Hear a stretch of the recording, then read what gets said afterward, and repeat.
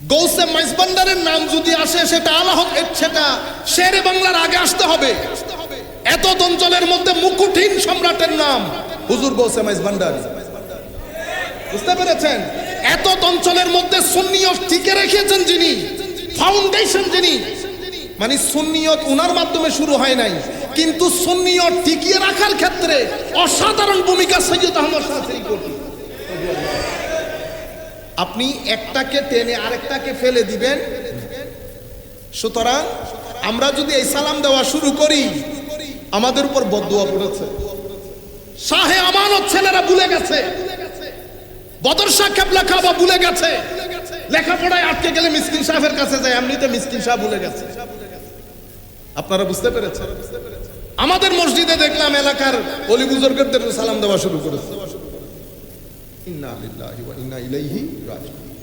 আপনারা কিয়াম মিলাদ যেখানে যাবেন 4, 5, 6 বার মিলাদ শরীফ করবেন আমার নবী, মহব্বত নিয়ে একদম চুপচাপ বন্ধ করে আমার নবীর সবুজ গম্বুজ খেয়াল করে এশক আদবের সাথে। আমাদের হুজুর কত সুন্দর শেয়ার করে নাই দেখছেন না? ভিতর গেমে যায়নি, একটু হলেও তো গামছে।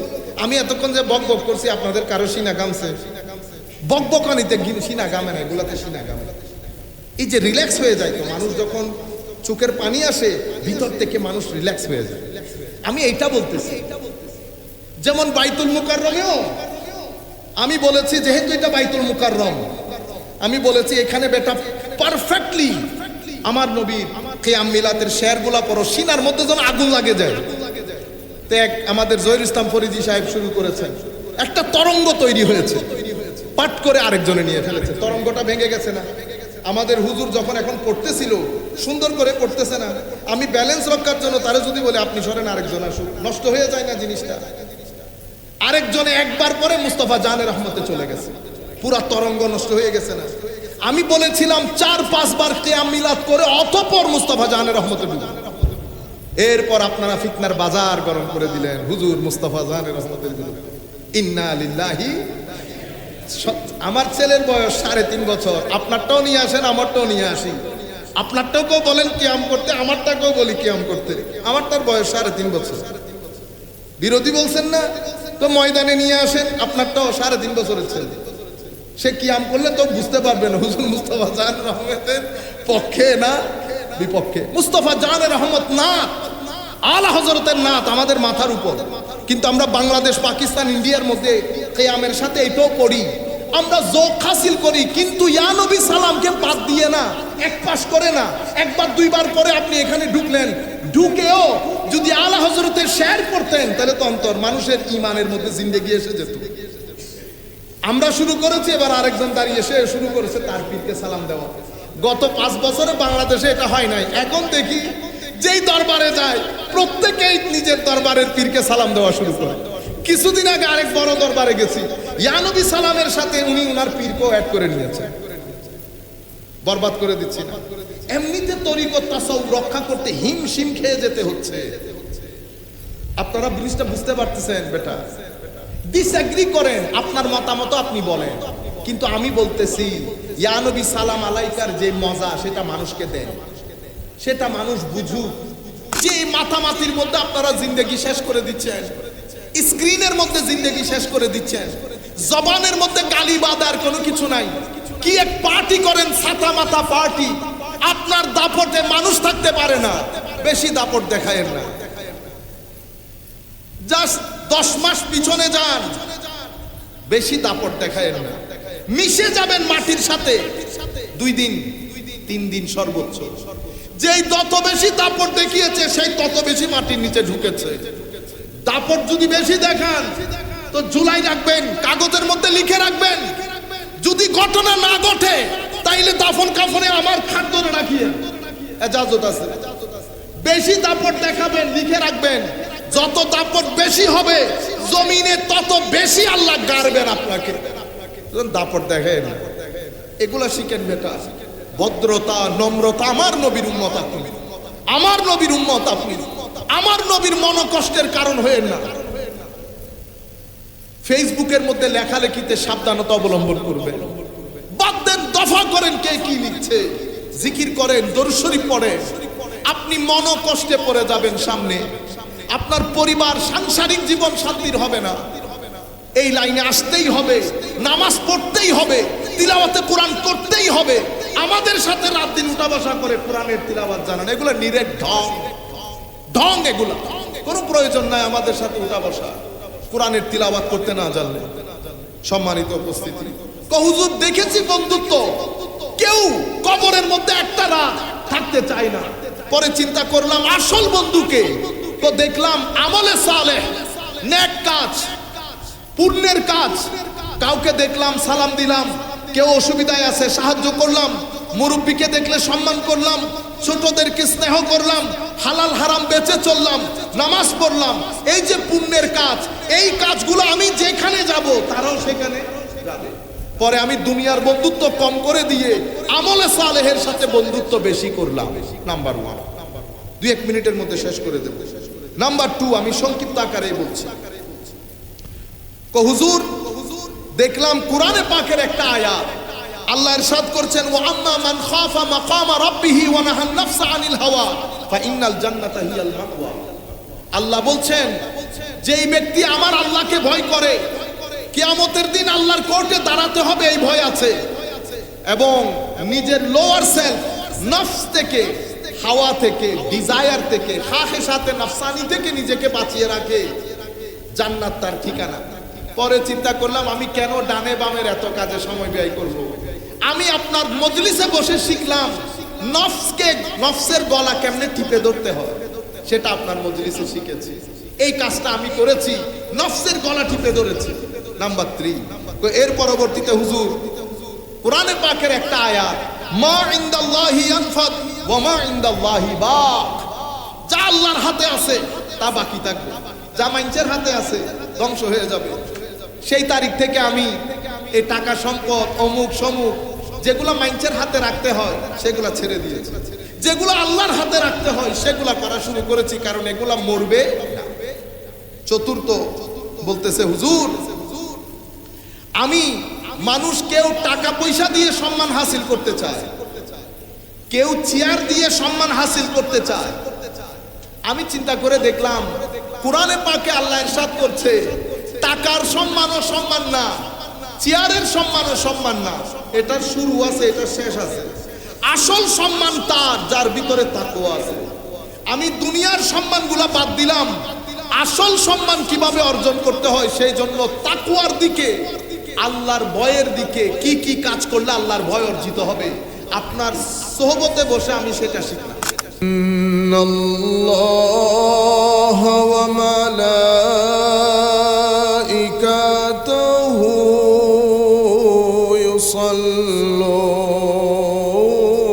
ইউসাল্লুনা আলান নবী ইয়া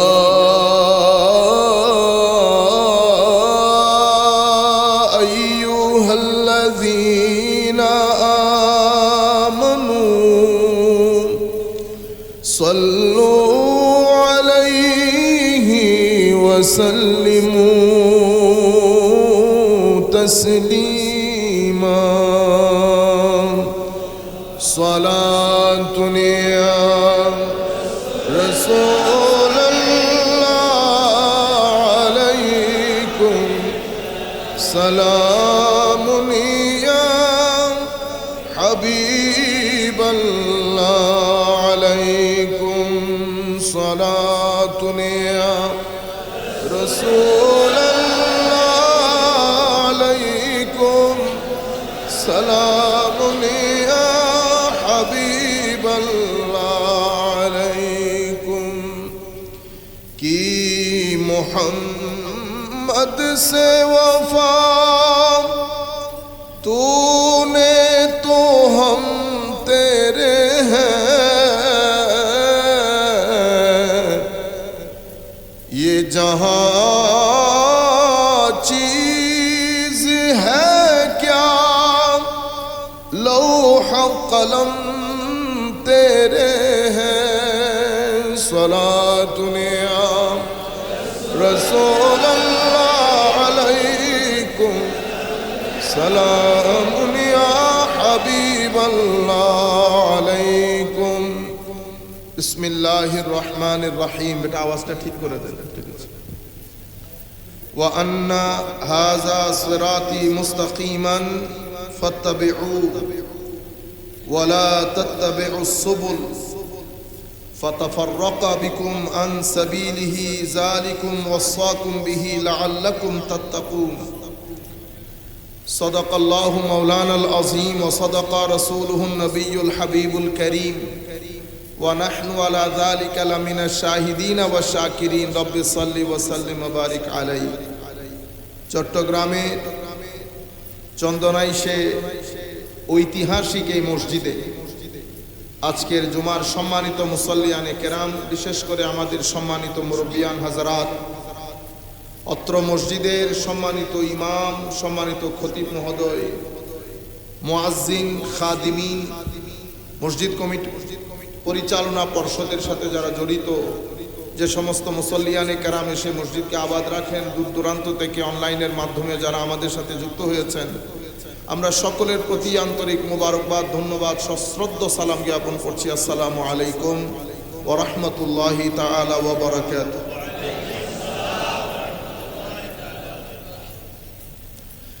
স্বাভাবিকভাবে মসজিদে অনেক জায়গায় অনেক টাকা খরচ করা হয়, কিন্তু মূল জায়গাতে আমরা পিছিয়ে পড়ি। সেটা হচ্ছে মসজিদের সাউন্ড সিস্টেম। বড় বড় মসজিদ, কিন্তু সাউন্ড সিস্টেমের দিক থেকে অনেক দুর্বল। আমি আমাদের ভাইদেরকে, যাদের মাধ্যমে এখানে এসেছি, আমি অনুরোধ করব মসজিদের প্রেস্টিজের সাথে যায় এরকম যেন সাউন্ড সিস্টেম ওনারা ব্যবস্থা করে নেন। আমিন বলে।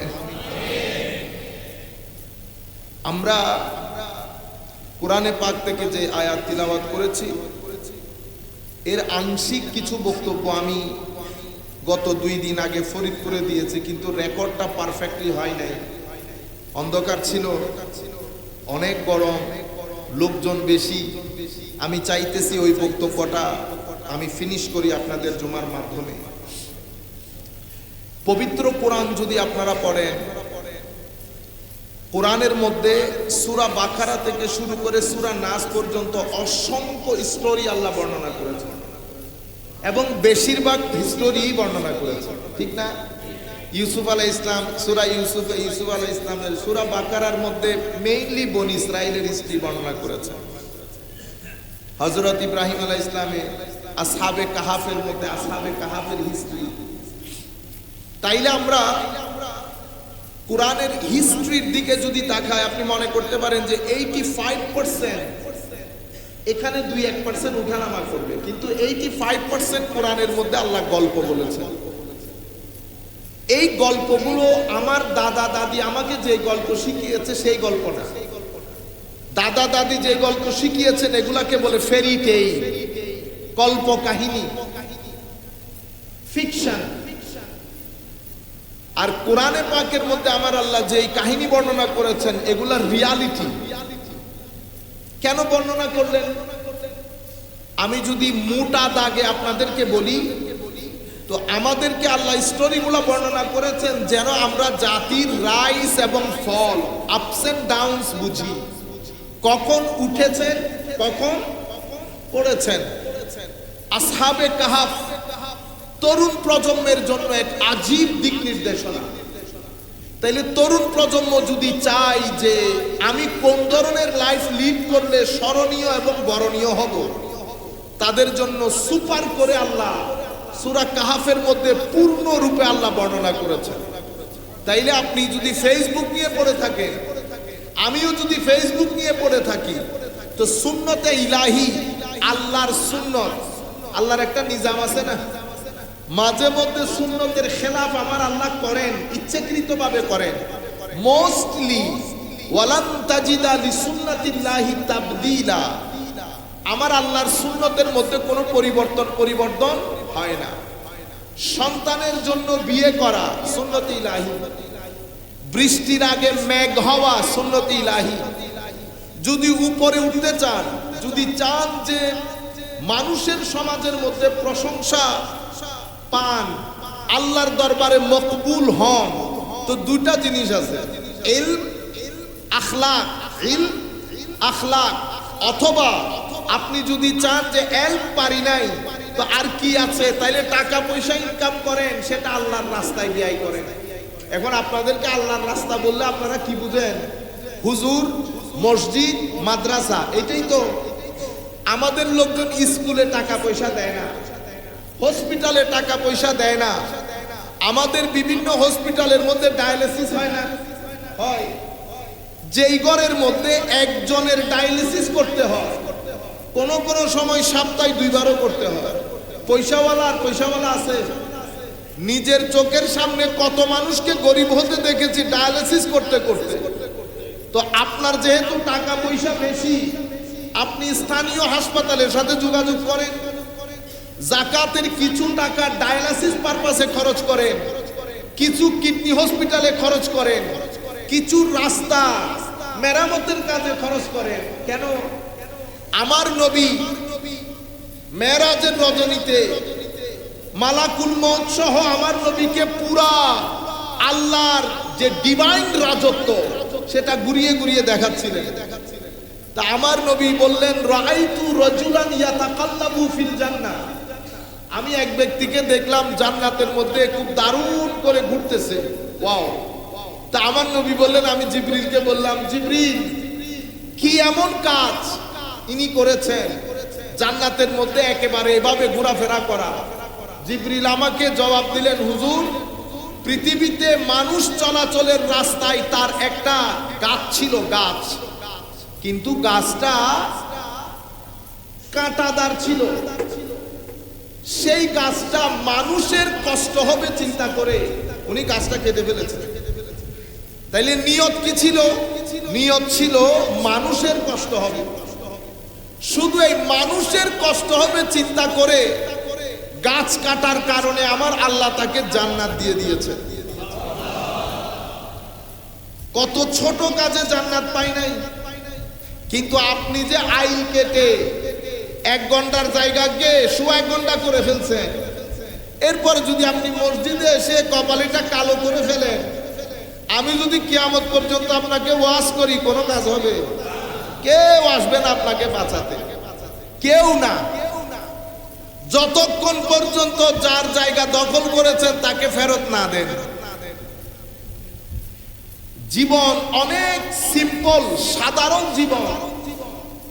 যদি কারো পকেটের টাকা আপনার পকেটে না থাকে, আপনি এখান থেকেও নিয়ে নিজের পকেটে দিয়ে যদি বলেন জীবন সাধারণ, জীবন কখনো সাধারণ না, বড় কঠিন।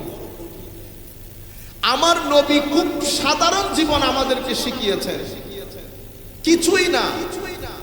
এই সাধারণ জীবনের মধ্যে অসাধারণ জীবন যাপন করা যায়। হাসি, আনন্দ। আজ থেকে 30 বছর আগে আমাদের বাপদাদারা, না ছিল এসি, না ছিল গাড়ি, কিছু ছিল না, কিন্তু অসাধারণ, অসম্ভব শান্তিপূর্ণ জীবন ছিল। কেন? তাদের জীবনের লোভ ছিল না। তারা আরেকজনের টাকা কেমনে পকেটে ঢুকাইতে হয় সেটা জানতো না। এবং আমার আল্লাহর উপর অসাধারণ আত্মবিশ্বাস ছিল যে আমার আল্লাহ ব্যবস্থা করবে। আরো অনেক কিছুর মধ্যে এই দুইটা হচ্ছে আসল বিশ্বাস এবং আল্লাহর প্রতি পূর্ণ আস্থা। আমার আল্লাহ ব্যবস্থা করবে।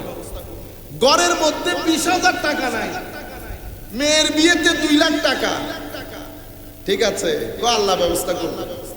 করছে না? এক একজনে 4 5টা মেয়ে বিয়ে দিছে, সানন্দে দুনিয়া থেকে চলেও গেছে।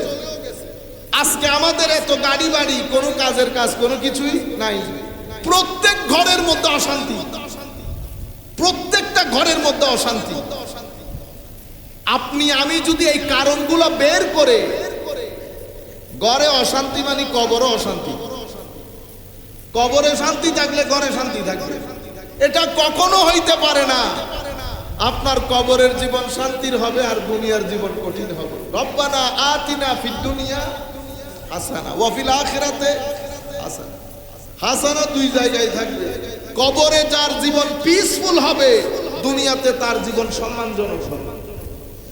কিন্তু দুনিয়ার টেনশন, কিউলে উঠতে পারতেছি না, দাম বেড়ে গেছে,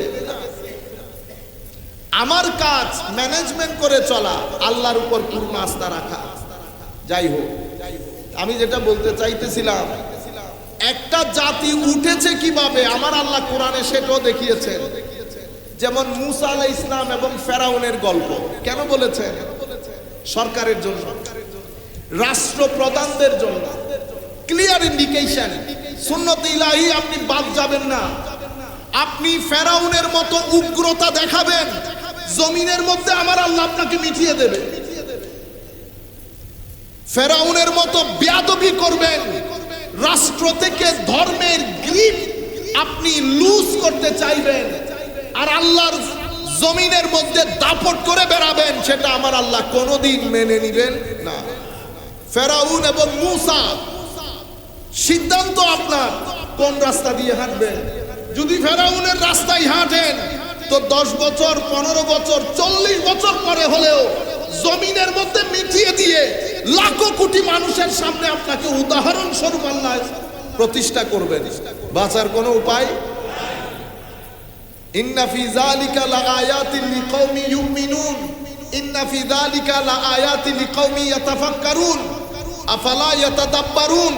তাদাব্বুর, তাফাক্কুর অনেক জায়গার মধ্যে বলেছে ফাতাবিরু ইয়া উলিল আবসার।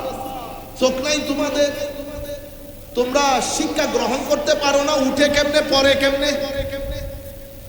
তাহলে উটার কাহিনীও বলেছেন, পড়ার কাহিনীও বলেছেন। মুসা আলাইহিস সালাতু ওয়াস সালাম হেরে গেছেন ফেরাউনের সামনে। আপনার আমার দৃষ্টিতে এটাকে হেরে যাওয়া বলে, কিন্তু সত্যিকার যারা গবেষক তাদের মতে মুসারা কখনো হেরে যায় না, কিছুক্ষণের জন্য দমে যায়। এটা যদি ইয়াজিদ বুঝার চেষ্টা করত, মুসলমানদের হিস্ট্রি অন্যরকম হতো। সে কোরআন শরীফ পড়েও নাই, এটা ধরেও নাই। যদি পড়তো, তার তো বুঝার কথা যে পৃথিবীতে ফেরাউনও ছিল, মূসাও ছিল। কোথায় ফেরাউন? মূসা মূসার জায়গায় রয়ে গেছে। লাখো মূসা ঘরে ঘরে পেদা করে দিয়ে দুনিয়া থেকে চলে গেছে। আজকের দিন পর্যন্ত আমরা বলছি হযরতে মূসা আলাইহিস সালাম না মানলে বেঈমান হয়ে যায়।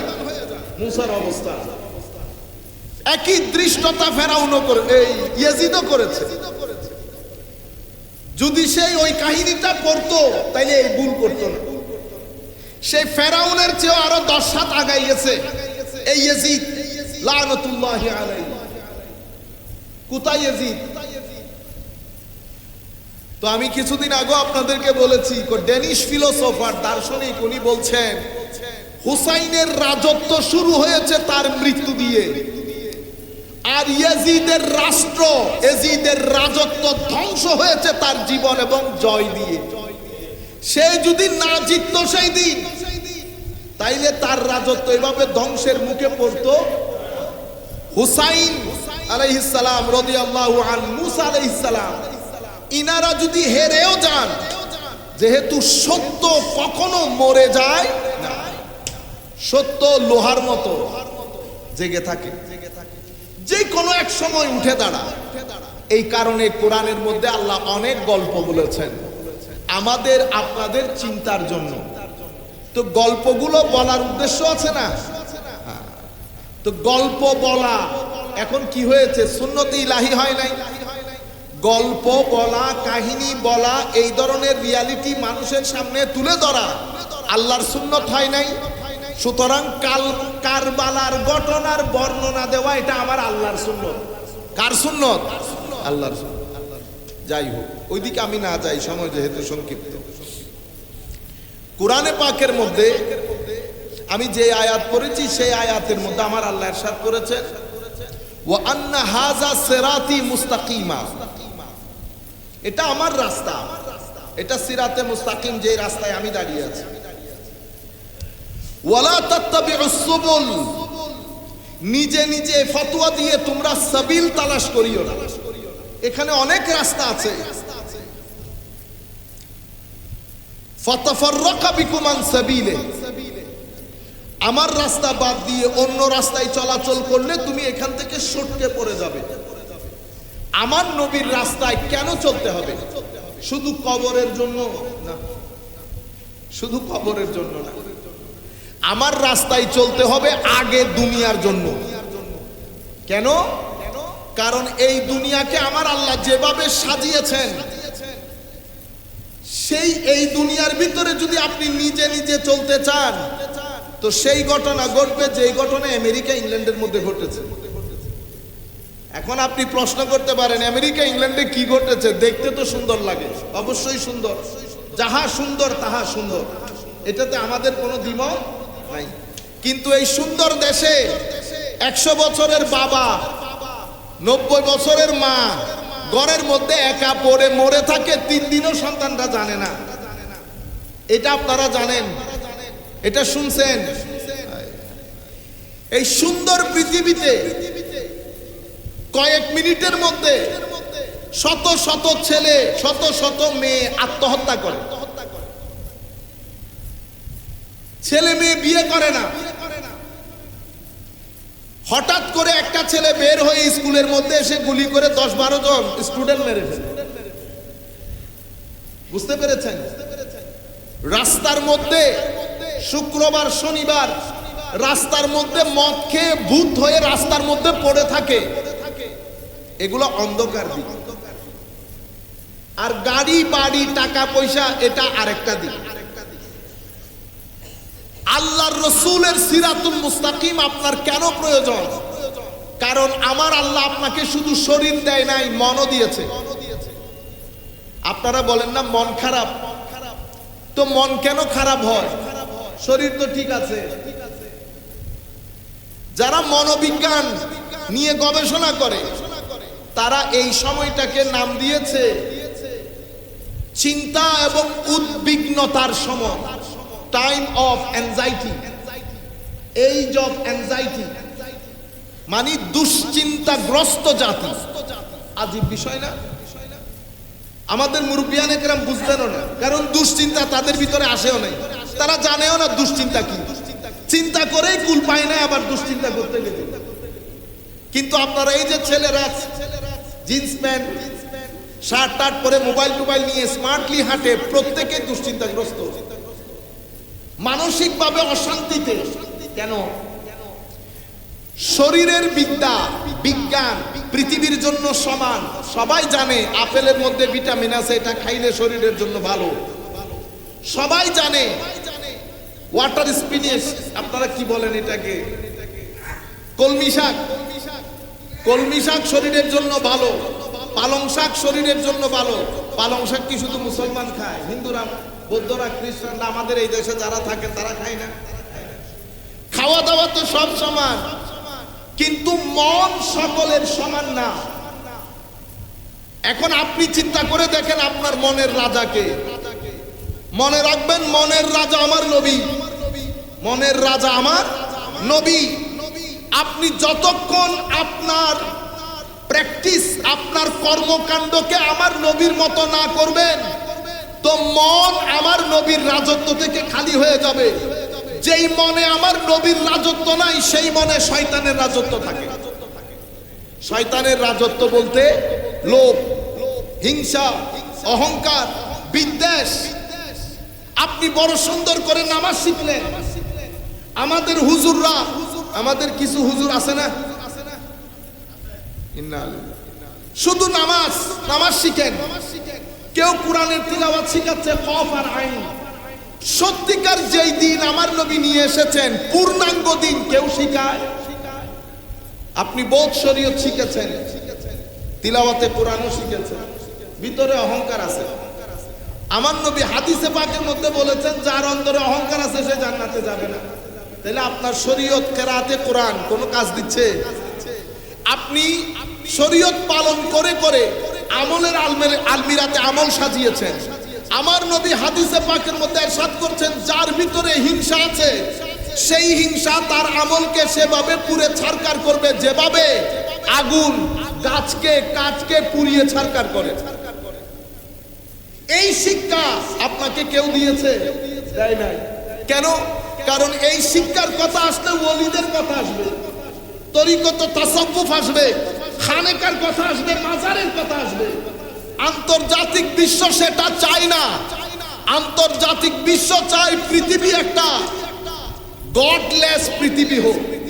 এখানে কোনো আল্লাহর নাম নিতে পারবেন না, রসুলের নাম নিতে পারবেন না। আল্লাহ রসুলের নাম নেওয়া ইনডাইরেক্টলি এখানে নিষেধ ঘোষণা করা হয়েছে। টকশোতে কোনোদিন শুনেছেন আমার নবীর নাম সুন্দর করে নিতে? হ্যাঁ, এমন ভাবে নাম নেয় মনে হয় যেন তাদের বাপ দাদা সবাই গুলশানের মধ্যে অনেক দিন ধরে এস্টাবলিশ। প্রত্যেক ব্যক্তি গ্রাম থেকে উঠে এসেছে, গ্রাম থেকে। তো গ্রামের মসজিদে শবে বরাত পালিত হইতে উনি দেখেন নাই? রবিউল আউয়াল শরীফ পালিত হইতে দেখেন নাই? সব কিছু দেখেছেন, কিন্তু টকশোর মধ্যে নাম নেওয়ার সময় আমার নবীর নাম এমন ভাবে নেয় যেন কোনো খ্রিস্টান আমার নবীর নাম নিচ্ছে। কেন জানেন? কারণ উপরে উঠতে হলে উপরের মানুষগুলাকে খুশি করতে হয়। তো উপরের মানুষগুলা খুশি হবে তখন যখন আপনি বলবেন আমি দিন ধর্মে বিশ্বাস করি না। কারণ আন্তর্জাতিক বিশ্ব আপনাকে যে ফ্রি এন্ট্রি দিবে, ভিসা দিবে, কিসের ভিত্তিতে দিবে? আপনার ফেসবুক চেক হয়। ফেসবুকের মধ্যে আপনি ফিলিস্তিনের পক্ষে কথা বলেছেন, বরবাদ। ফেসবুকের মধ্যে আপনি আমাদের ধর্মীয় দলগুলো এই দেশে ধর্মীয় বেটা, আপনারা যারা ধর্মীয় দল করেন আপনারা করেন, আমার সাথে আপনাদের কোনো মত দ্বিমত এরকম না, কিন্তু চারটা জায়গায় আপনি সাবধান থাকবেন। যা মন চায় আপনি করেন, কিন্তু আমার নবীর শানে বেয়াদবি করতে পারবেন না।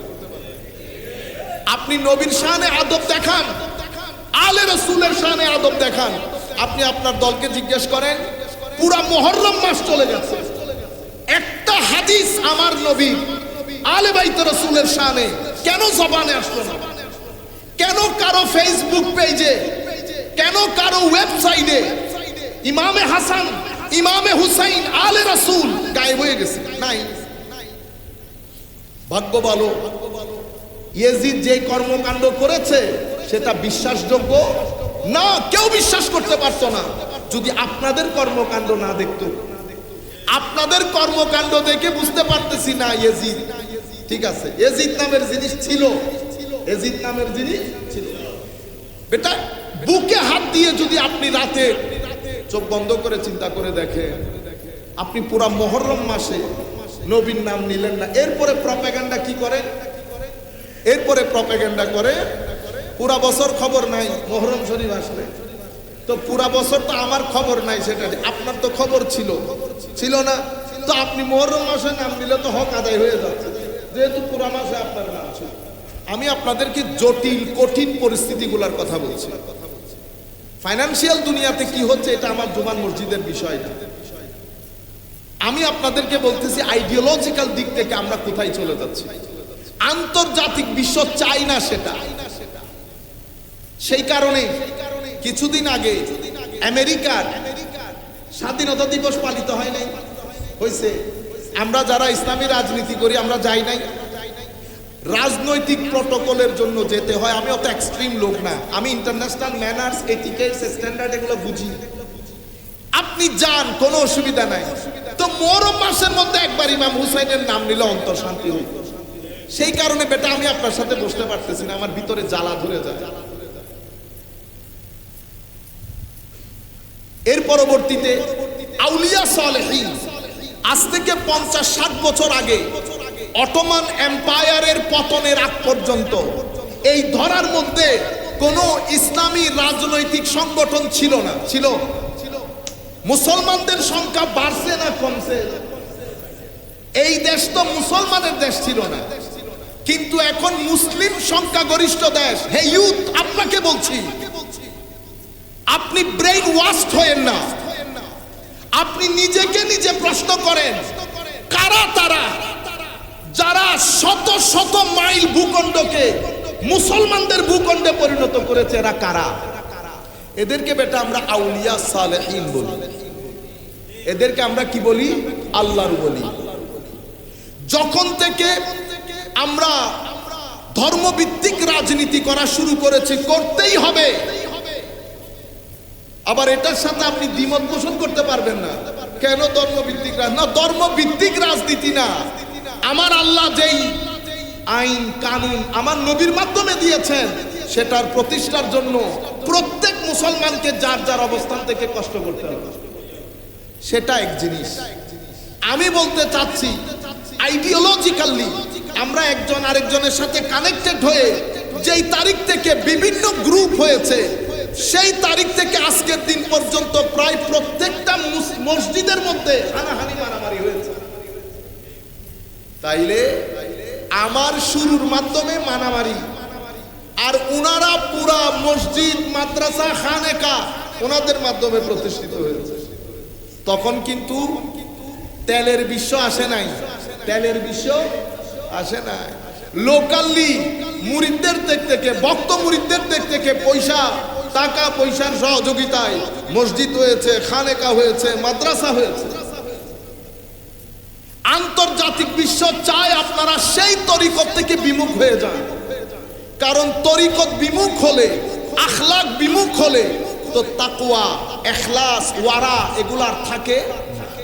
তখন শুধু শরীয়ত পড়েন, প্র্যাকটিস করেন, কিন্তু তবিয়তের মধ্যে কোনো পরিবর্তন আসে নাই। নামাজ পড়তেছেন, গালি দিচ্ছেন, বিনয় তবিয়ত, নামাজ শরীয়ত, কোঅপারেশন, সকলের সাথে মিলে থাকা তবিয়ত। তো নামাজ শরীয়ত যখন পালন হবে তবিয়ত পরিবর্তন হবে। তবিয়ত পরিবর্তন মানে আগে হিংসুক ছিল এখন আর হিংসুক, আগে অভদ্র ছিল এখন আর অভদ্র, আগে অহংকারী ছিল এখন আর অহংকারী নাই। কেন?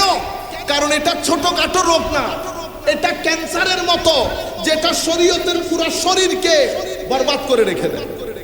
শরীয়ত পালন করতে করতে আসমানে উঠেছেন, এদিকে অহংকারের ক্যান্সার হয়ে গেছে, দপাস করে পড়েছে। আমার নবী বলেছেন না, এতটুকুর পরিমাণ থাকলে তাইলে দিন কি? দিন আকীদা, আমল এবং তাকওয়া, পরহেজগারি, আখলাকের নাম।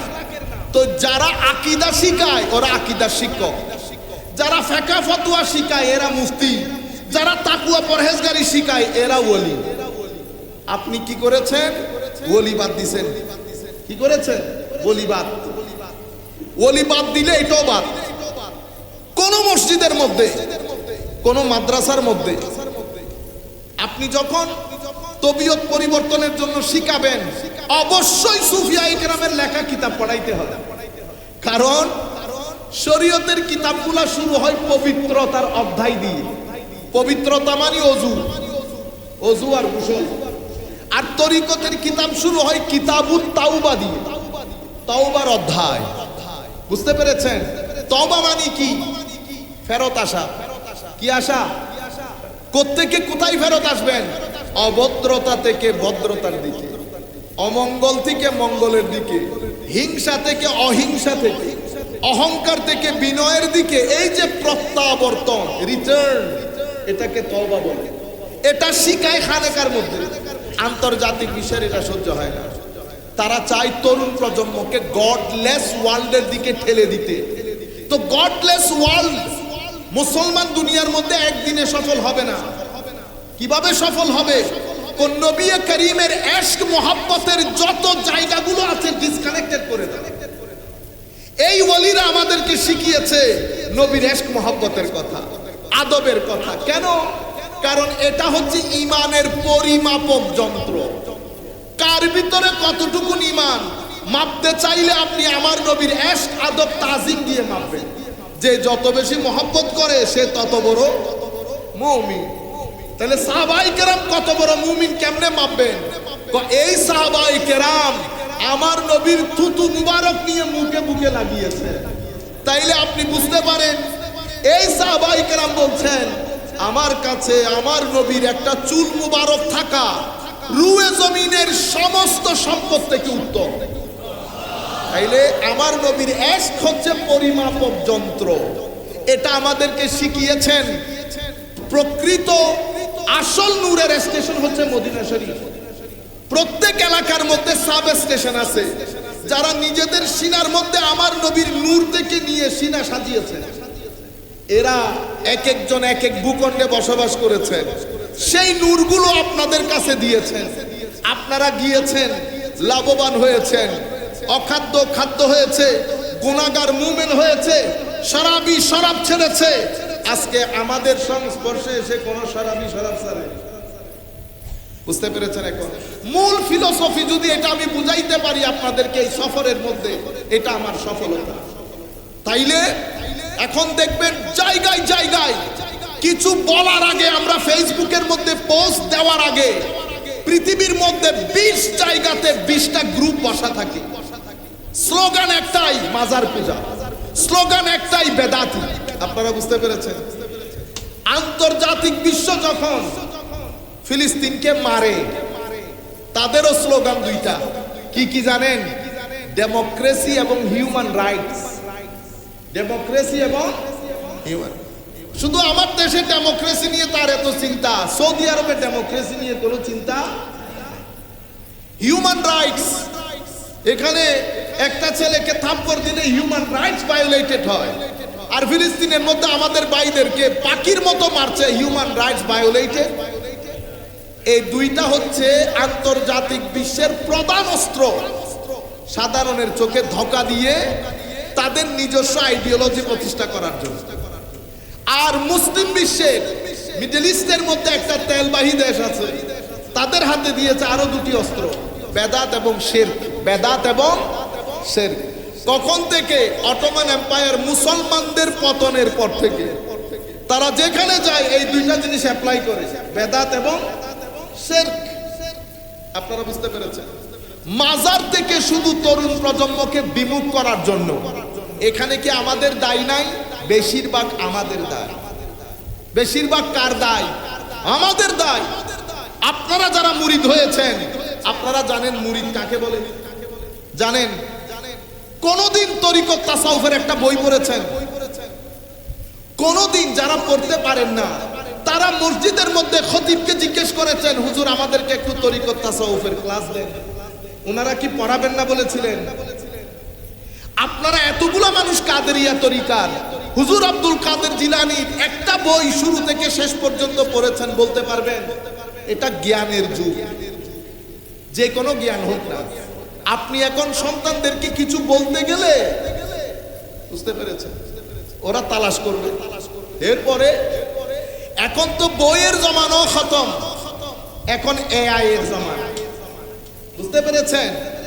এখন আপনি বলতেছেন, হুজুর ঘরের মধ্যে এক ব্যক্তি বর্ণনা দিচ্ছে, হুজুর আমার মেয়ে জিজ্ঞেস করতেছে, বাবা এই আইসক্রিমটা খেতে পারবো?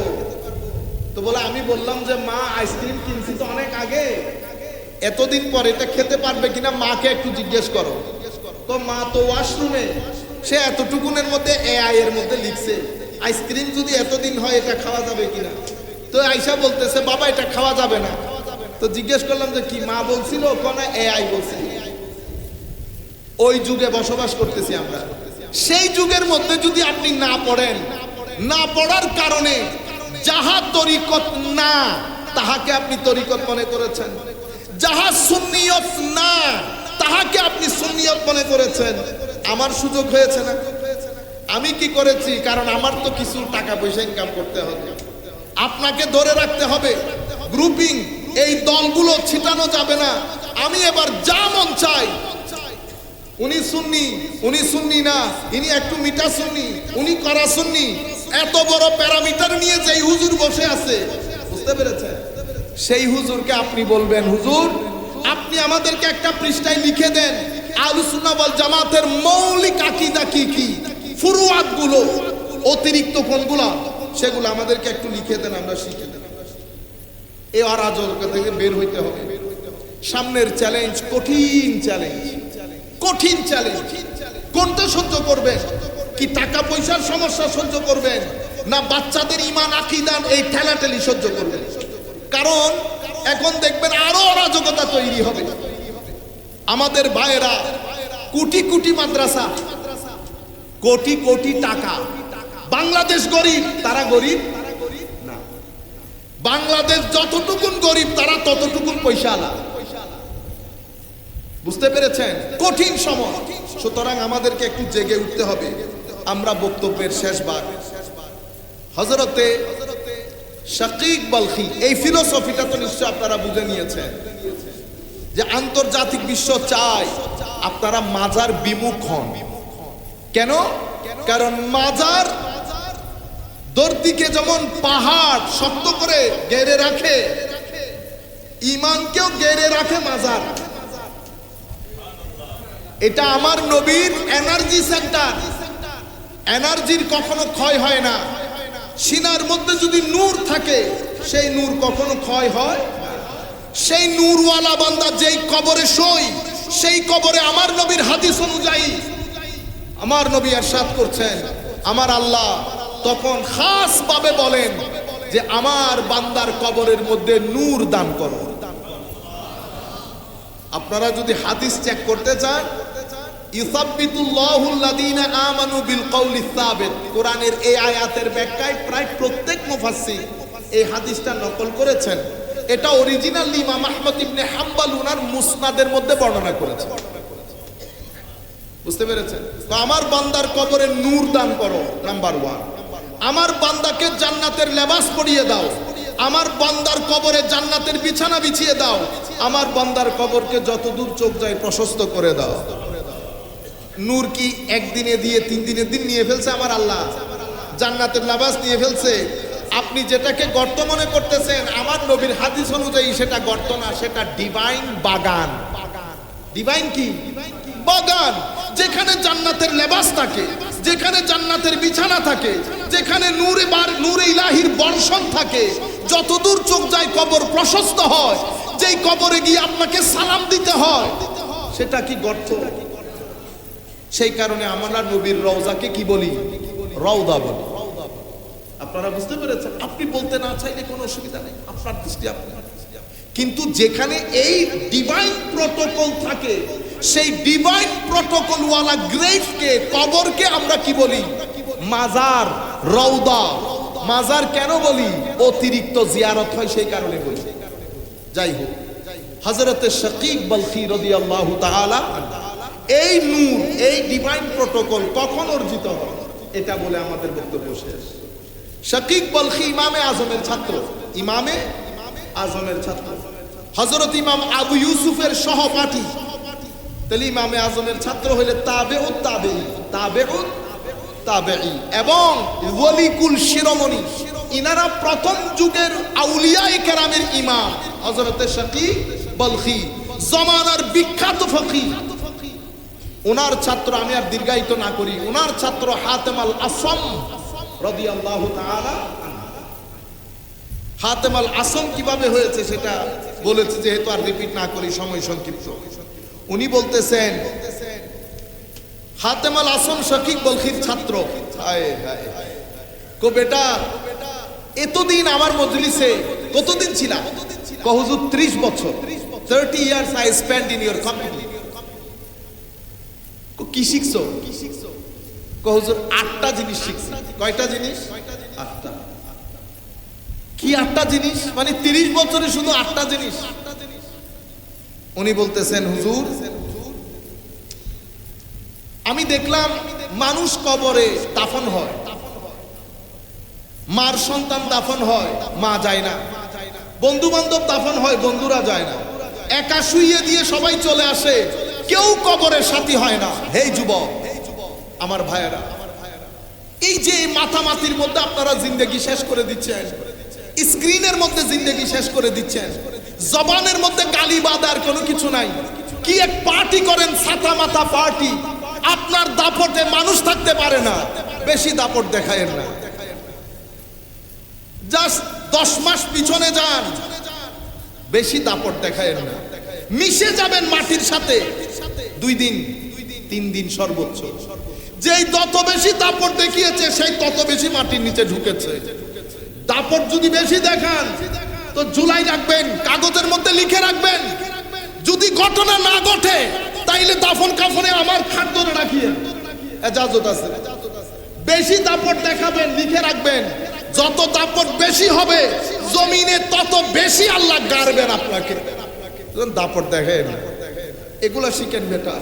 ভদ্রতা, নম্রতা। আমার নবীর উম্মত আপনি, আমার নবীর উম্মত আপনি। আমার নবীর মনোকষ্টের কারণ হয়েন না। ফেসবুকের মধ্যে লেখালেখিতে সাবধানতা অবলম্বন করবেন। দফা করেন কে কি লিখছে, জিকির করেন, দরুদ শরীফ পড়েন। আপনি মনো কষ্টে পড়ে যাবেন সামনে, আপনার পরিবার সাংসারিক জীবন শান্তির হবে না।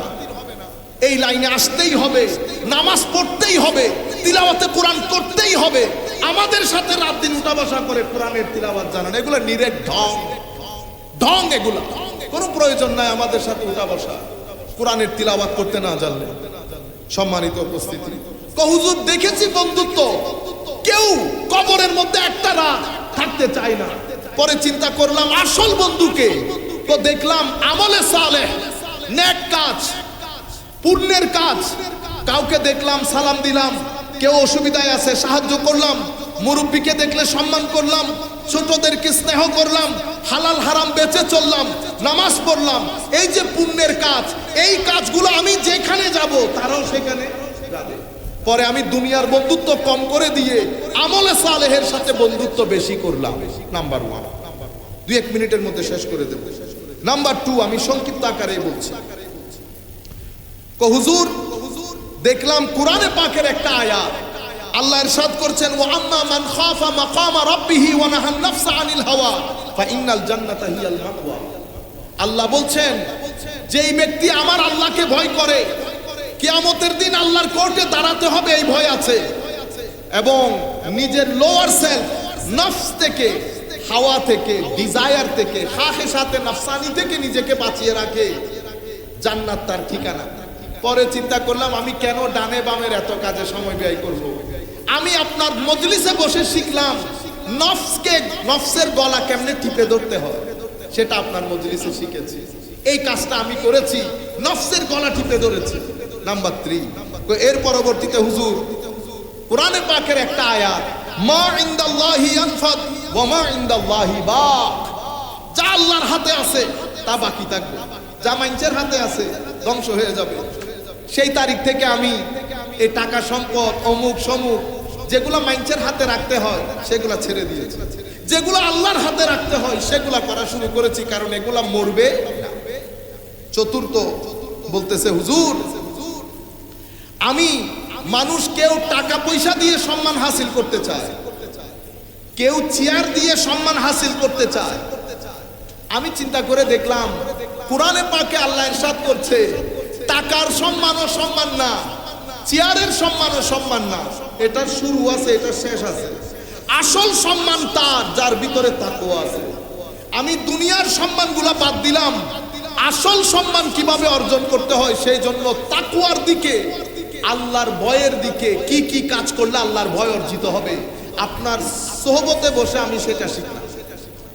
এর পরবর্তীতে 5, হুজুর মানুষ অহংকার করে, বায়ে বায়ে অহংকার, হিংসা, কারণ আরেক ভাইয়ের টাকা বেশি, শ্বশুর বাড়ি শক্তিশালী, বইনে বইনে হিংসা, বইনে একটা জামাই ভালো ইনকাম করে, চাস্তো ভাইয়ে হিংসা। আমি চিন্তা করলাম কোরআনের আয়াত পড়লাম, নাহনু কাসামনা বাইনাহুম মাঈশাতাহুম, যা কিছু নিয়ামত এটা আমার আল্লাহর বন্টন, আমার আল্লাহর বন্টন। তো আল্লাহর বন্টন নিয়ে হিংসা করা তো আল্লাহকে নিয়ে হিংসা করার স্বামী। আমি আমার অন্তর থেকে এই ধরনের হিংসা একেবারে বাদ দিয়ে দিলাম।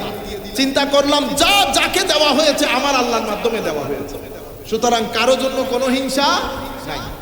চলেন আমরা সবাই মিলে বাই বাই হিংসা করি, এর কাছে টাকা বেশি, এর কাছে টাকা কম, যার কাছে বেশি আমার আল্লাহর বন্টন, যার কাছে কম আমার আল্লাহর বন্টন। এর পরবর্তীতে হুজুর আমি দেখলাম কোরআনে পাকের আয়াত, ইন্নাশ শায়তানা লাকুম আদু ফাত্তাখিজুহু আদুওয়া।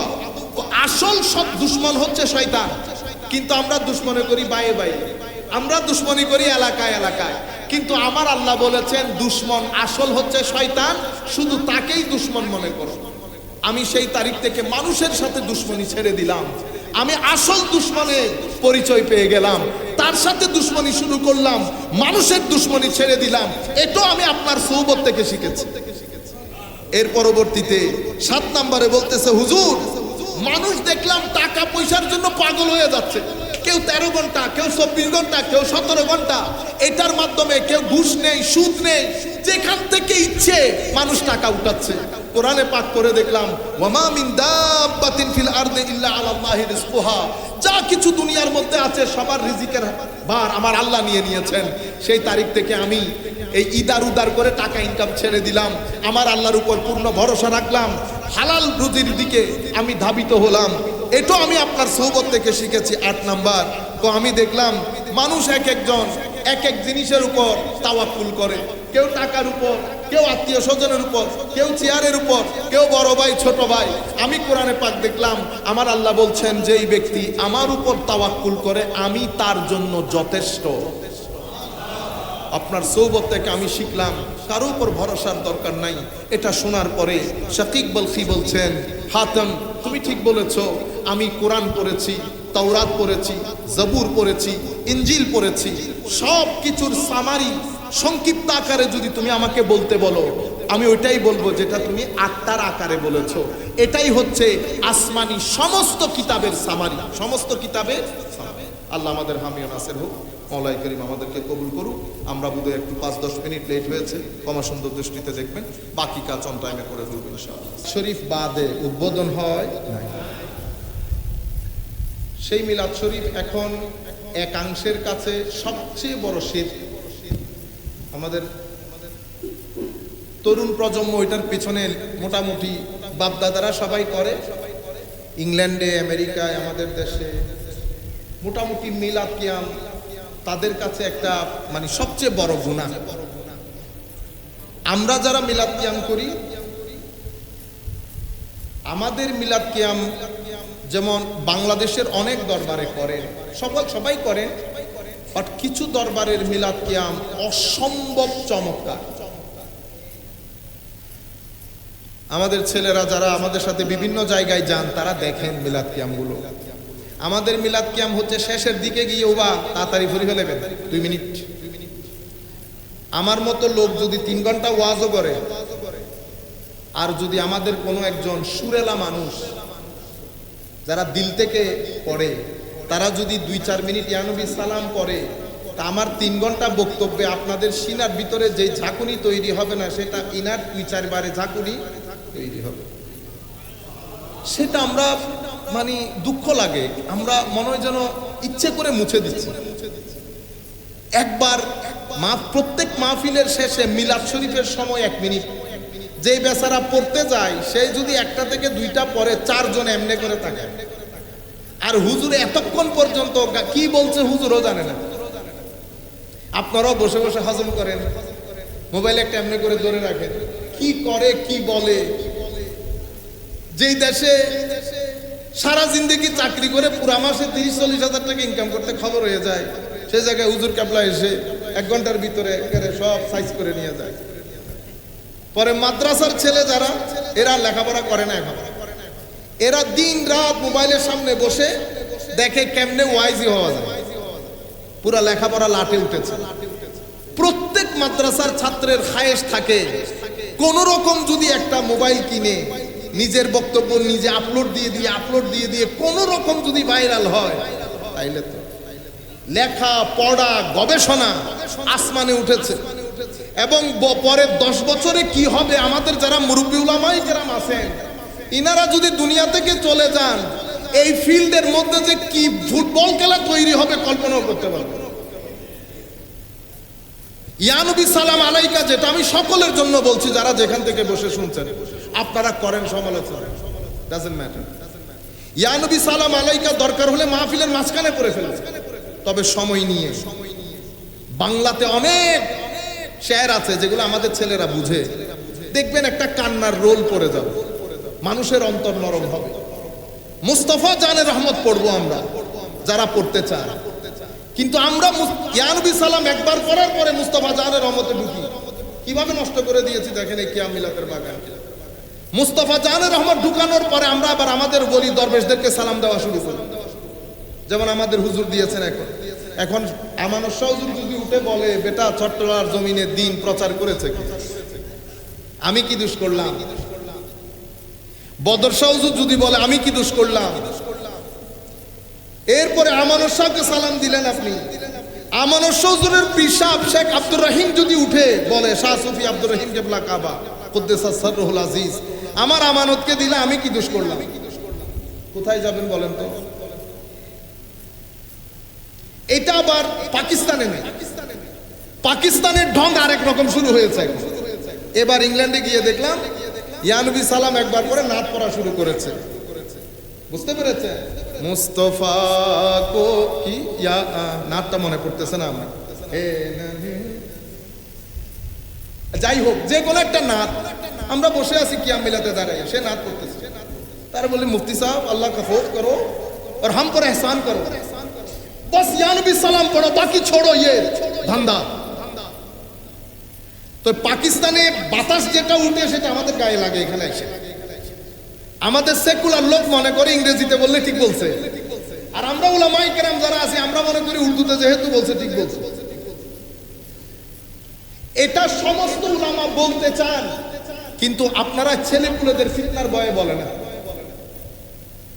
যে বিয়াদবি ফিতনার ফেসবুকের মধ্যে আপনারা শুরু করেন, আপনি দ্বিমত পোষণ করে যা মন চাই বলেন, কিন্তু আপনি যখন একজন ব্যক্তিকে পার্সোনাল অ্যাটাক করা শুরু করবেন, তবে এটা আপনাকে সিম্পলি বলে অভদ্র মানুষ। তো এখন আপনি যখন করবেন, ধরেন খতিব সাহেবের বিরুদ্ধে একটা লিখলেন, তো এলাকার মধ্যে খতিব সাহেবকে মহব্বত করে এরকম মানুষ নাই, আছে না? তো তারাও যদি বাঁশ একটা নিয়ে সামনে দাঁড়ায় যায়, কি হবে? মারামারি হবে না? মারামারি হলে বদনাম কার? খতিব সাহেবের। কেউ বলবে না খতিব সাহেবের কথা, বলবে সুন্নিদের মধ্যে দেখো গোতাগুতি শুরু হয়েছে। বদনাম কার? সুন্নিয়তের।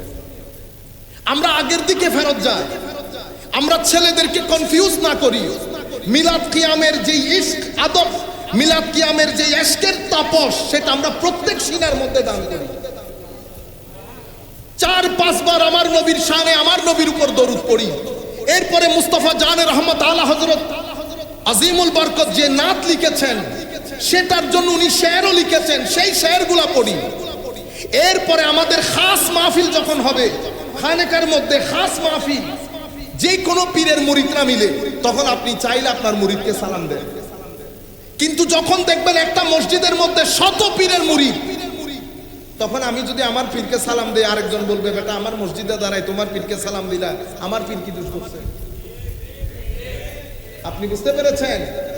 গৌসে মাইজবান্ডারের নাম যদি আসে, সেটা আল্লাহ, সেটা শেরে বাংলার আগে আসতে হবে। এত অঞ্চলের মধ্যে মুকুটহীন সম্রাটের নাম হুজুর গৌসে মাইজবান্ডার। বুঝতে পেরেছেন? এত অঞ্চলের মধ্যে সুন্নিয়ত টিকে রেখেছেন যিনি, ফাউন্ডেশন যিনি, মানে সুন্নিয়ত উনার মাধ্যমে শুরু হয় নাই, কিন্তু সুন্নিয়ত টিকিয়ে রাখার ক্ষেত্রে অসাধারণ ভূমিকা সৈয়দ আহমদ শাহরি করতেন। আপনি একটাকে টেনে আরেকটাকে ফেলে দিবেন। সুতরাং আমরা যদি এই সালাম দেওয়া শুরু করি, আমাদের উপর বদদুয়া পড়েছে। শাহে আমানত ছেলেরা ভুলে গেছে, বদর শাহ কেবলা কাবা ভুলে গেছে, লেখাপড়ায় আটকে গেলে মিসকিন সাহেবের কাছে যায়, এমনিতে মিসকিন সাহেব ভুলে গেছে। আপনারা বুঝতে পেরেছেন? আমাদের মসজিদে দেখলাম এলাকার ওলি বুজুর্গদের সালাম দেওয়া শুরু করেছে। ইন্না লিল্লাহি ওয়া ইন্না ইলাইহি রাজিউন।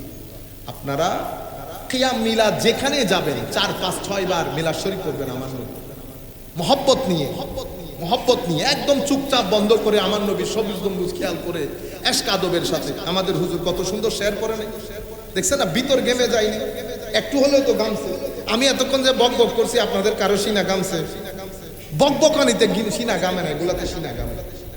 এই যে রিল্যাক্স হয়ে যায়, তো মানুষ যখন চোখের পানি আসে, ভিতর থেকে মানুষ রিল্যাক্স হয়ে যায়। আমি এইটা বলতেছি, যেমন বাইতুল মুকাররমেও আমি বলেছি, যেহেতু এটা বাইতুল মুকাররম, আমি বলেছি এখানে বেটা পারফেক্টলি আমার নবী কিয়াম মিলাদের শেরগুলা পড়ো, সিনার মধ্যে যেন আগুন লাগে যায়। তো আমাদের জহির ইসলাম ফরিদি সাহেব শুরু করেছেন, একটা তরঙ্গ তৈরি হয়েছে, পাট করে আরেকজনে নিয়ে ফেলেছে, তরঙ্গটা ভেঙে গেছে না? আমাদের হুজুর যখন এখন পড়তেছিল, সুন্দর করে পড়তেছে না, আমি ব্যালেন্স রক্ষার জন্য তারে যদি বলে আপনি সরেন, আরেকজন আসুক, নষ্ট হয়ে যায় না জিনিসটা? আরেকজনে একবার পরে মুস্তাফা জানের রহমতে চলে গেছে, পুরা তরঙ্গ নষ্ট হয়ে গেছে না? আমি বলেছিলাম 4-5 বার কিয়াম মিলাদ করে অতঃপর মুস্তাফা জানের রহমতে ডুবুন। এরপর আপনারা ফিতনার বাজার গরম করে দিলেন, হুজুর মুস্তাফা জানের রহমতের বিরুদ্ধে। ইন্না লিল্লাহি। আমার ছেলের বয়স 3.5 বছর, আপনারটাও নিয়ে আসেন, আমারটাও নিয়ে আসি। আপনারটাও কেউ বলেন কিয়াম করতে, আমারটাকেও বলি কিয়াম করতে। আমারটার বয়স 3.5 বছর। বিরোধী বলছেন না, তো ময়দানে নিয়ে আসেন, আপনারটাও 3.5 বছরের ছেলে। সে কিয়াম করলে তো বুঝতে পারবেন হুজুর মুস্তাফা জান রহমতের পক্ষে না বিপক্ষে। মুস্তাফা জান রহমত নাত, আলা হযরতের নাত আমাদের মাথার উপর। কিন্তু আমরা বাংলাদেশ, পাকিস্তান, ইন্ডিয়ার মধ্যে কিয়ামের সাথে এটাও করি, আমরা যোগ হাসিল করি, কিন্তু ইয়া নবী সালামকে বাদ দিয়ে না, এক পাশ করে না। একবার দুইবার পরে আপনি এখানে ঢুকলেন, ঢুকেও যদি আলা হযরতের শের করতেন, তাহলে তো অন্তর মানুষের ইমানের মধ্যে জিন্দেগি এসে যেত। আমরা শুরু করেছি, এবার আরেকজন দাঁড়িয়ে এসে শুরু করেছে তার পীরকে সালাম দেওয়া। গত 5 বছরে বাংলাদেশে এটা হয় নাই। এখন দেখি যেই দরবারে যায় প্রত্যেকেই নিজের দরবারের পীরকে সালাম দেওয়া শুরু করে। কিছুদিন আগে আরেক বড় দরবারে গেছি, ইয়া নবী সালামের সাথে উনি উনার পীরকেও অ্যাড করে নিয়েছেন। বরবাদ করে দিচ্ছি না, এমনিতে তরিকত তাসাউফ রক্ষা করতে হিমশিম খেয়ে যেতে হচ্ছে। আপনারা জিনিসটা বুঝতে পারতেছেন? বেটা ডিসএগ্রি করেন, আপনার মতামত আপনি বলেন, কিন্তু আমি বলতেছি ইয়া নবী সালাম আলাইকার যে মজা সেটা মানুষকে দেন, সেটা মানুষ বুঝুক। এটা অনেক দারুণ একটা জিনিস। এই দিন আপনারা আবার এগুলো ক্লিপ করে বেটা আলাদা করে সাজাবেন না। এই দিন আমাদের এই ভাইয়েরাও ছিল জাহাঙ্গীরনগর বিশ্ববিদ্যালয়ে, 2টা মেয়ে পিছনে বসেছে, মাথায় কাপড়ও নাই। আমার মতো ব্যক্তি 2-2.5 ঘন্টা বকবক করছি, মাথায় কাপড় উঠে। যেই কিয়াম মিলাতের টান দিয়েছি, কিয়াম মিলাত পরে বসে দেখতেছি 2 জনের মাথায় কাপড়। এখন বলেন স্ট্রং ভয়েস কোনটা হয়েছে? আমার নবীর শানে সালাম দেওয়া হয়েছে না আমার মতো লোকের বকবকানি হয়েছে? আমি এটা বলতেছি আপনাদের। আর আমার পীরকে যদি সালাম দিতে হয়, আমি আমার মতো করে প্রাইভেটলি যখন আমরা মিলাদ কিয়াম করব, কারণ প্রত্যেক মসজিদের মধ্যে প্রশ্নগুলো উঠে, কারণ এখানে সবাই এক দরবারের মুরিদ না। বুঝতে পেরেছেন? এখন উনি বলবেন মসজিদ আমার, সালাম দিলেন আপনার পীরকে, আপনি একটা বানান মসজিদ। ঠিক আছে, এখানে চট্টলার জমিনে অনেক আউলিয়া, বাংলার জমিনে অনেক আউলিয়া, আউলিয়াই কেরামকে সালাম দিলে সারে ফেহরাস শাহজালাল ইয়ামানির নাম আসে। কোথায় শাহজালাল ইয়ামানি? চট্টলার জমিনে, বাংলাদেশের জমিনে শাহপরান, সবার নাম আসবে না? সুতরাং ইয়া নবী সালাম 4-5 বার। এরপরে মুস্তাফা জান রহমত আলা হযরত শের যেগুলো লিখেছেন সুন্দর করে তরঙ্গের সাথে পড়েন, দেখবেন একটা ঢেউ খেলবে ইশক মুহাব্বতের। এমনিতে আলা হযরত মানে মুহাব্বত, আলা হযরত মানে মুহাব্বত। আলা হযরতের শের পড়লেই ভিতরে একটা ক্লিক করে উঠে। এরপরে যদি আপনি মনে করেন এটা আমার প্রাইভেট, আমরা গিয়ারবি শরীফ করছি, এটা আমাদের প্রাইভেট, আপনাকে দাওয়াত করেছে কিন্তু আমি আমার পীরকে সালাম দিব, দেন। অমুক করতেছে অমুক পীরকে, উনি প্রাইভেটলি সালাম দেন। জেনারেল যখন মাসের সামনে আমরা সবাইকে ডেকে মাহফিল করব, তো জেনারেল স্ট্যান্ডার্ড হচ্ছে ইয়া নবী সালাম আলাইকা। 4-5 বার বলবেন, মুস্তাফা জানের রহমতে এসে আলা হযরতের শেরগুলা পড়বে। আপনারা বুঝতে পেরেছেন? হুজুরদের যাদেরকে দাঁড় করান তারা টেনশনে পড়ে যায়। তারা একবার আপনাকে দেখছে, আপনার পীরকে সালাম দিচ্ছে। এখন উনি বলতেছেন আমি সেক্রেটারি, তুই আমার চিনোস, আমার পীরকে সালাম না দিয়ে বেচারা দুঃখে পড়ে যায়। কি করবে? কারণ উলামায়ে কেরামের কাছে সম্পদ আদব। আপনি বেয়াদবি করলে তারা দৌড় দিতে পারবে, তারা বেচারা চুপ করে থাকে। তা আপনি মনে করেন তারা অনেক দুর্বল? কেউ দুর্বল না আল্লাহর দুনিয়া। আল্লাহ আমাদের হামি ও নাসির হোক, মওলাই করিম। আমি জানি আপনারা এখন গিয়ে লেখা শুরু করবেন, আমিও দোয়া করি ভালো করে লেখেন। হ্যাঁ, কিছু আছে? هو الحي القيوم وأتوب إليه أستغفر الله الذي لا إله إلا هو الحي القيوم وأتوب إليه اللهم آمين يا الله يا كريم আমরা গুনাহগার নাপাক নাচিস আল্লাহ কিয়াম মিলাদ রুকু সিজদা সবকিছুর উপরে আপনার আজিম দরবারে আমরা ভিখারির হাত পেতে দিয়েছি। আল্লাহ আপনি আমাদের গুনাহের দিকে না তাকিয়ে আপনার অফুরন্ত দয়া আদরের বরকতে প্যারা রাসূলের ওসিলা জিল্লায় আমাদের এই ছোটাপোটা ইবাদত কবুল করে এর সওয়াব সোনার মদিনায় হাদিয়াতান তুহফাতান পৌঁছিয়ে দেন। আল্লাহ মাওলাই করিম আমার নবীর পক্ষ থেকে সমস্ত আম্বিয়া মুরসালিন সাহাবা আসহাবে রসুল আলে রসুল উশাকে রসুল আহবাবে রসুল আজওয়াজ রসুল সাল্লাল্লাহু আলাইহি ওয়াসাল্লাম রাদিয়াল্লাহু আনহুম আজমাইন তাবেঈন আতবাউ তাবেঈন আইম্মা মুজতাহিদিন আউলিয়া সালেহিন মাশায়েখ সালাসিল তরিকত আইম্মাই মাজাহিবে আরবা, শরীয়ত, তরিকত, মারিফতের সমস্ত ওলি, বুজরক, আলেম, কামেল, তলবাই দিন, জাকিরিন, সালেহিন, বিশেষ করে বাংলার জমিনে যেই সমস্ত ওলি বুজরকের মাধ্যমে আমরা দিন পেয়েছি, শরীয়ত, তরিকত, মারিফত পেয়েছি, প্রত্যেক ওলি বুজর্গের নামে নামে আমাদের এই সওয়াবটুকু পৌঁছিয়ে দেন মাওলাই করিম। এই মসজিদ যেই নামকে ঘিরে হযরত শেখ মামুন খলিফা রহমতুল্লাহি আলাইহির রুহে পাকের মধ্যে পৌঁছিয়ে দেন। হুজুরের মুতাল্লিকিন, মুহিব্বিন, হুজুরের আম্মাজান, আব্বাজান যারা যেখানে শায়িত আছে নামে নামে আমাদের এই সওয়াবগুলো পৌঁছিয়ে দিন। আমরা যারা আপনার আজিম দরবারে হাত তুলেছি, আমাদের মেহেরবান মা, বাবা, ভাই, বন্ধু, উস্তাদ, পীর, মুর্শিদ, আসাতেজা, মাওলাই করিম যারা যেই কবরে শায়িত আছে, বিশেষ করে মসজিদের আশেপাশে যেই সমস্ত কবরস্থানগুলো আছে, প্রত্যেকের নামে নামে আমাদের এই সওয়াবগুলো পৌঁছিয়ে দেন। কবরগুলোকে জান্নাতের বাগানে পরিণত করেন। ইয়া আল্লাহ ইয়া করিম। এখানে অনেকেই দোয়া চেয়েছেন মাওলা, বিশেষ করে মসজিদের মুতাওয়াল্লি আলহাজ আরিফুল ইসলাম চৌধুরী সাহেব, রামিরা জাহান, ফাহাল বিন নূর, উনি পিএইচডি গবেষক, উনি অসুস্থ, দোয়া চেয়েছেন মাওলাই করিম। মরহুম বদরুন্নেসা মেহের সওদাগর, বদরুস মেহের সওদাগর, রোজিয়া বেগম অসুস্থ, মাওলাই করিম যারা যে কারণে দোয়া চেয়েছেন, আমরা আপনার দরবারে হাত তুলেছি। আমাদের মেহেরবান মা, বাবা, ভাই, বন্ধু যারা বেঁচে আছেন, আমাদের জানা ও জানা গুনাহগুলো ক্ষমা করেন, আমাদের ঘরের মধ্যে শান্তি দান করেন। যারা দোয়া চেয়েছেন, যেই কারণে দোয়া চেয়েছেন, তাদের হককে দোয়া কবুল করেন। যারা অসুস্থ, শিফায়ে আজলা কামেলা কুল্লিয়া দান করেন। যারা যেই ঘাটে আটকে আছে, ঘাট থেকে উদ্ধার করেন। আমাদের প্রত্যেকের রিজকে আল্লাহ বাড়িয়ে দেন, বৃদ্ধি করে দেন। আমাদের মুরব্বিয়ান হাজরাতকে আল্লাহ হায়াতে তৈয়বা তবিলা তাহেরা দান করেন। আমাদের তরুণ প্রজন্মের অন্তরে জজবায়ে দ্বীন দান করেন। আমাদের মা বোনদের সিনার মধ্যে আপনার ভয়, আপনার প্যার রসুলের ইশক মহব্বত দান করেন। এই মসজিদকে যারা যেভাবে খেদমত করছে, প্রত্যেকের জিন্দেগিতে দিন দুগুনি রাত চুগুনি তরক্কি দান করেন, নেয়ামুল বদল দান করেন, আহসানুল জাযা দান করেন। আমাদের সবাইকে আপনার দরবারে কবুল করেন। ربنا آتنا في الدنيا حسنة وفي الآخرة حسنة وقنا عذاب النار اللهم يا رب لا تجعلنا من الغافلين الظالمين الفاسقين الضالين المضلين المكذوبين واجعلنا من الصالحين القانتين الصادقين الصابرين والذاكرين بالله ذكرا كثيرا واجعلنا من الذين لا خوف عليهم ولا هم يحزنون ونور قلوبنا بنور الإيمان وزين أخلاقنا بزينة القرآن اللهم يا ربنا يا كريم أرنا الحق حقا وارزقنا اتباعه وأرنا الباطل باطلا وارزقنا اجتنابه اللهم يا رب أنت قلت في القرآن الكريم من يتق الله يجعل له مخرجا মাওলাই করিম যার সিনার ভিতরে তাকওয়া আছে, লাখো ফিতনার মধ্যে আপনি তাকে একটা ফ্রি এক্সিট দিয়ে দেন। কোরআনে পাকে এটা আপনার ওয়াদা। আপনি আমাদেরকে সেই ধরনের তাকওয়া দান করেন, লাখো ফিতনার মধ্যে আমরা যেন বুঝতে পারি কোনটা হক কোনটা বাতিল। আল্লাহ হকের সাথে রাখেন, ইস্তেকামতের সাথে রাখেন, হকের উপর মৃত্যু দান করেন। যতদিন পৃথিবীর মধ্যে থাকবো, লাখ গুনাহ করলেও আল্লাহ জবানের দিয়ে, আমাদের জবান দিয়ে, তরুণ প্রজন্মের জবান দিয়ে, আমাদের আইমায়ে কেরামের জবান দিয়ে হক বাদে কোনো বাতুলতা বের যেন না হয়। আল্লাহ আমাদের সবাইকে হেদায়েত করেন, সবার সিনার ভিতরে হেদায়েতের নূর দান করেন, কোরআনের নূর দান করেন, ইলম ও বাতিনের নূর দান করেন। আল্লাহ আমাদের সবাইকে আপনার রহমতের চাদরে আবৃত রাখেন। আমাদের সবার মাধ্যমে দ্বীনের সচ্চা খেদমতের তৌফিক দান করেন। মাওলাই করিম এই মসজিদে যারা আসে, যারা যেভাবে মসজিদকে সহযোগিতা করে, প্রত্যেককে আহসানুল জাযা নিয়ামুল বদল দান করেন।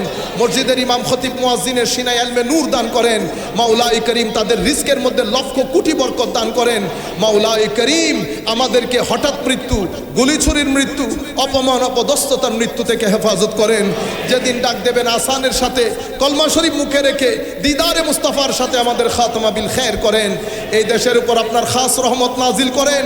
চতুর্মুখী ষড়যন্ত্রে এই দেশ বিধ্বস্ত হয়ে যাচ্ছে। আল্লাহ দ্বীনের নামে যারা ষড়যন্ত্র করছে, তাদের তকদিরে যদি হেদায়েত থাকে হেদায়েত করেন, যদি হেদায়েত না থাকে জাতির সামনে তাদের পরিচয় তুলে ধরেন। মাওলা মাওলাই করিম যাদের ইয়া আল্লাহু ইয়া করিম চুরির কারণে, যাদের মাওলাই করিম সামগ্রিক অরাজকতার কারণে, মাওলাই করিম যাদের করাপশনের কারণে আমাদের অর্থনীতির ভিত নড়ে বড়ে, আল্লাহ তাদের তকদিরে হেদায়েত থাকলে হেদায়েত করেন, যদি না থাকে এই সমস্ত মানুষদেরকে আল্লাহ সমুদ্রে নিক্ষেপ করেন। মাওলা এই দেশকে স্থিরতা দান করেন, আল্লাহ এই দেশকে স্থিরতা দান করেন। মুসলমানদের এক আজিম দেশ এই দেশ, যেখানে প্রত্যেক মসজিদে আপনাকে স্মরণ করা হয়, প্রত্যেক রাস্তায় ঘাটে আপনাকে স্মরণ করা হয়, আপনার পেয়ারা রাসূলের দরবারে সালাম দেওয়া হয়। হতে পারি লাখ গুনাহগার আল্লাহ, নিঃসন্দেহে গুনাহগার আল্লাহ, কিন্তু আপনাকে ভয় করি, আপনার পেয়ারা রাসূলের ইশক রাখি। আল্লাহ আমাদেরকে অপমান অপদস্থ করবেন না, এই দেশকে হেফাজত করেন, এই দেশে শান্তি দান করেন। আমাদের ছেলেরা বিধ্বস্ত হয়ে ফ্রাস্ট্রেটেড হয়ে এই দেশ ছেড়ে যেতে চায়। আল্লাহ আন্তর্জাতিক বিশ্ব চায় ব্রেইনগুলা ড্রেইন করে বাইরে নিয়ে যেতে। আল্লাহ এই সমস্ত অস্থিরতার জন্য যেই জালেমগুলা জড়িত আছে, জাতির সামনে তাদের মুখ সম্মোচন করে তাদেরকে আটলান্টিকে গিয়ে নিক্ষেপ করেন। আল্লাহ আমাদের এই দেশে কিছু ভালো মানুষ দান করেন, গায়রত দান করেন, হিম্মত দান করেন, দ্বীনি জজবা দান করেন। আজীব দেশ মাওলা, মুসলমানের দেশ, বড় জায়গায় গিয়ে দ্বীনের কথা বলতে আমাদের লজ্জা করে।